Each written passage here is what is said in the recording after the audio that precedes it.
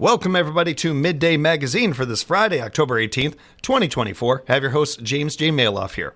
At 4:30, we're going to welcome in our good friend, Wisconsin Rapids Fire Chief Todd X is going to join us. X is going to join us. We're looking forward to talking to Chief X and talking about Fire Prevention Month in October and some other tips for that. Looking forward to that conversation.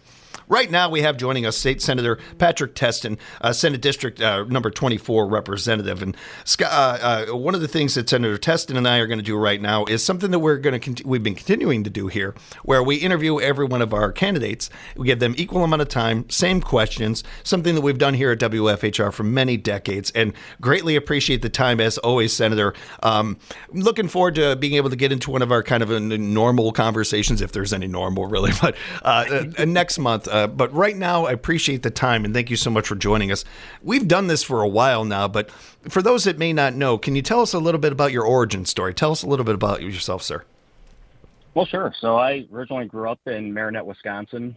My folks were lower middle class, and they struggled, but always instilled in me the value of hard work, and that if you want something in life, you're going to have to go out and earn it for yourself. And found myself in central Wisconsin when I went to college at UWSP and really fell in love with the region, the area, great place to live, and knew that this was going to be my home. And after college, I had the opportunity to work on some campaigns, transitioned into a career in sales, and then made a long shot run for the state Senate in 2016.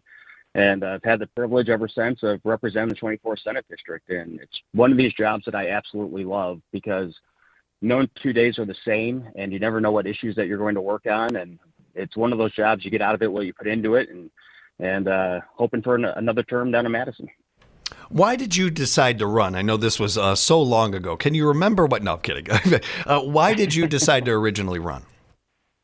One of the main reasons why I ran back in 2016 is I've always loved the state of Wisconsin, and it's given me so many opportunities, and want to make sure that others have those same opportunities and even better opportunities moving forward, and the opportunity to give back. And I've been a long proponent of public service, and I felt this was the best avenue that I could make the biggest difference. And I'm proud of the track record I have working across the aisle with my Democrat colleagues to focus on solutions and really advance our area. And there's still a lot more that needs to be done, and I'm hoping to get back to Madison in early January as a member of the Joint Finance Committee as we get ready for the next state budget to tackle some of those challenges.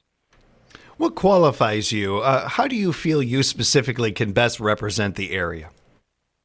Well, I think it's my experience. You know, it's kind of interesting because when you first get elected, no one hands you a book on how to be a good legislator. It's one of those, either you sink or you swim. And my ability to sit down with my colleagues and various stakeholders when issues come up and really try and find common ground. I did that right away. I made sure when I first got elected, I reached out to my Democratic colleagues in the Senate and said, if you guys have ideas you think we can work together on, I know there will be some areas where we're pretty far apart, but let's try and find that common ground. And that's what we've really worked on. We would define the playing field. And as a result of that, we actually got bills done rather than focusing on what divides us. Focus on actual solutions, whether it's helping our manufacturers, our tech college system. I mean, you name it. It's our healthcare system. It's been a lot of fun, and you know, it's one of those. The more that you do this, there are still things I learn about state government every single day. It takes some time, and as a member of the Finance Committee, you get to be one of 16 in the room as you work on the biggest and most important vote that you take in every legislative session, which is the state budget. And I think that's made me a more impactful and effective member of the state Senate and the legislature as a whole, being in that room, and I really enjoy it. How do you feel your previous jobs have prepared you for this one? Well, working in sales, you've got to be able to work with people, and it's about taking an idea or a concept and really selling that to other members within your house, within the other house, through the committee process, being able to have good communication skills. And, you know, when people have objections, being able to address those and address their concerns, I think that has served me extremely well. And most importantly, the ability to listen. Oftentimes, I think that's the most important job of a legislator is being able to listen to other points of view and other opinions because, as you can imagine, in a district where you represent just shy of 180,000 people, you can get a lot of different ideas and perspectives. And so being able to look through an issue through someone else's lens, I think really helps and pays dividends. We're speaking with Wisconsin State Senator Patrick Testin right now. And, sir, what are your passions? What would you like to focus on if reelected?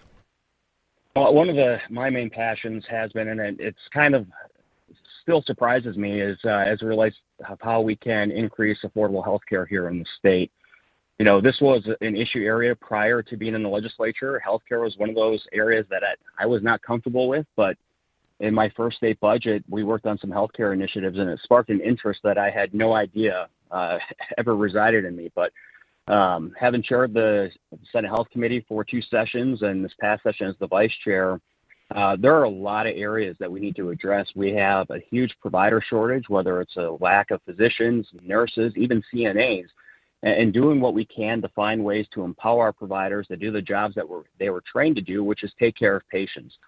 That's why I was so proud this last session. After 6 years of working on this bill, we finally got it signed into law, working with the Marquette School of Dentistry to create a rural scholarship program.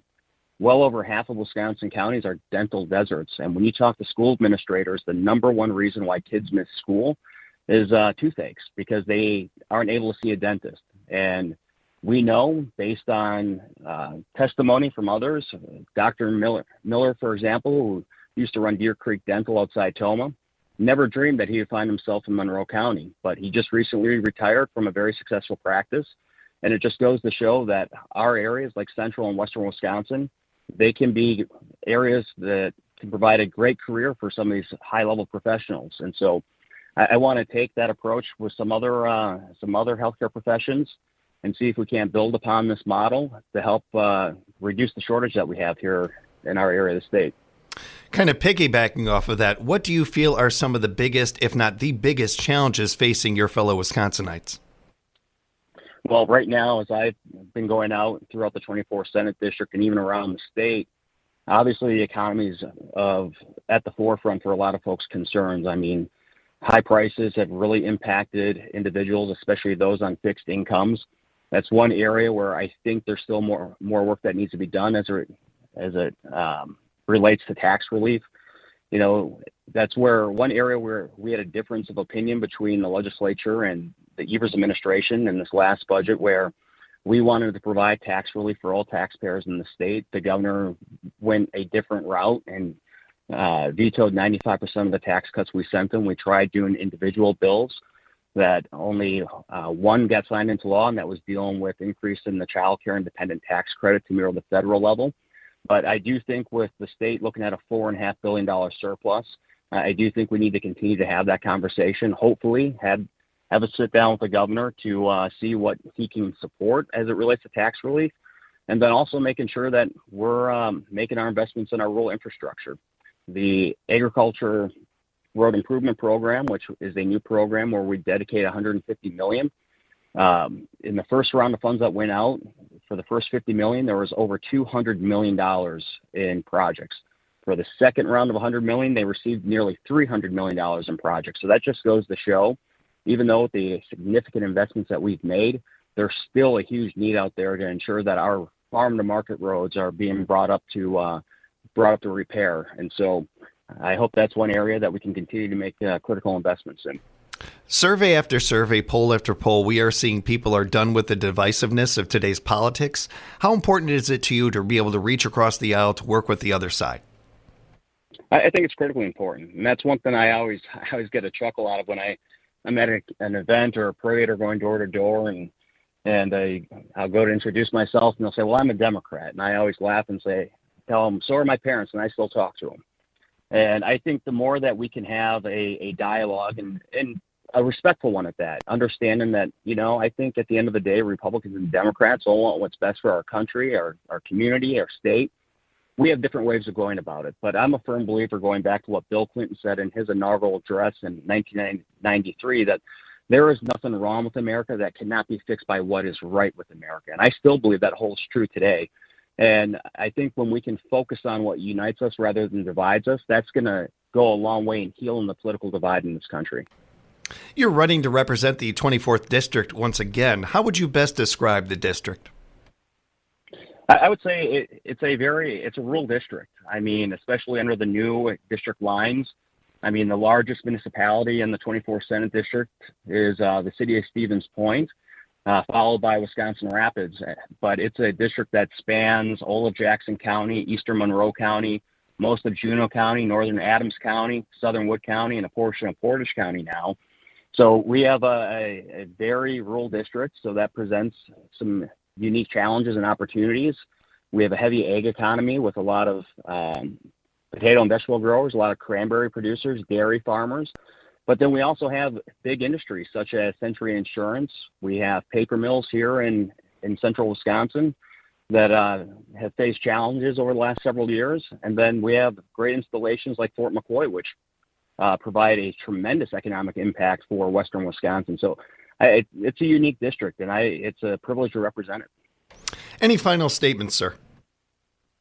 Well, it's been a pleasure working for the people of the 24th Senate District for the better part of the last 8 years, and I'm asking folks for their support on November 5th for the chance to go back for another 4. This is not anything I take for granted, and every day I walk into the Capitol, it's an absolute privilege and honor to represent my communities, and I look forward to doing that for another 4 years if given that opportunity.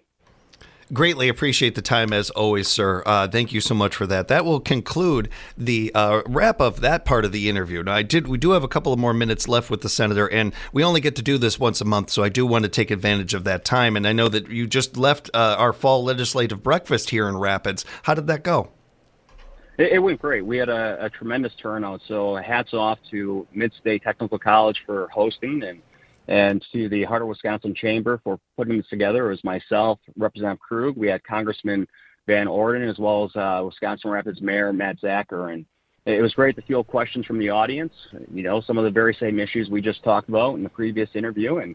And it's good to see so many folks from the community come out to share their perspective, ask questions, voice their concerns, because now is the time as we gear up for the next legislative session and gear up for the next state budget that people need to be reaching out to their lawmakers, because once the budget gets introduced, it's going to be horses out of the barn. We're going to be flying 60 miles per hour and working to get a state budget done by the end of June next year. And I wanted to wrap up being able to talk with you a little bit about this because I can't help it. I love a good segue. I love a good transition. And after we're done speaking with you, we're going to be having our Wisconsin Rapids Fire Chief in. Well, you were recently named Legislator of the Year by the Professional Firefighters of Wisconsin Rapids Charitable Foundation. Can you tell us a little bit about the award and what it meant to you? It meant a lot. Being recognized by our brave men and women who serve their communities and fire and EMS, it really it's humbling and flattering. And I was nominated by Pittsville Fire Chief Jerry Miner, who, to his credit, you want to talk about a guy who has been in the trenches legislatively for years, trying to pass what would seem like a simple bill, banning novelty lighters in the state of Wisconsin, because oftentimes we get flooded with counterfeit products that aren't safe. And Jerry tried for years and years and years, I think almost 15 years, to get this bill passed. And we finally got it done. And it was one of those, it took someone with a different perspective on how to get it done. And we recalibrated the bill and we got it done. And it was really credit to Jerry's leadership. So I was very honored that he nominated me, but really the honor belongs to him and everyone who helped get this bill done. And my deepest appreciation for the men and women who serve in public service, especially in fire and EMS. And as always, appreciate the conversation from you, sir. Looking forward to talking again. Safe travels out there, and thank you again for the time. Absolutely. Thanks, James. We'll be back with more Midday Magazine here at 97.5 FM, 1320 AM, WFHR. We are locally grown radio.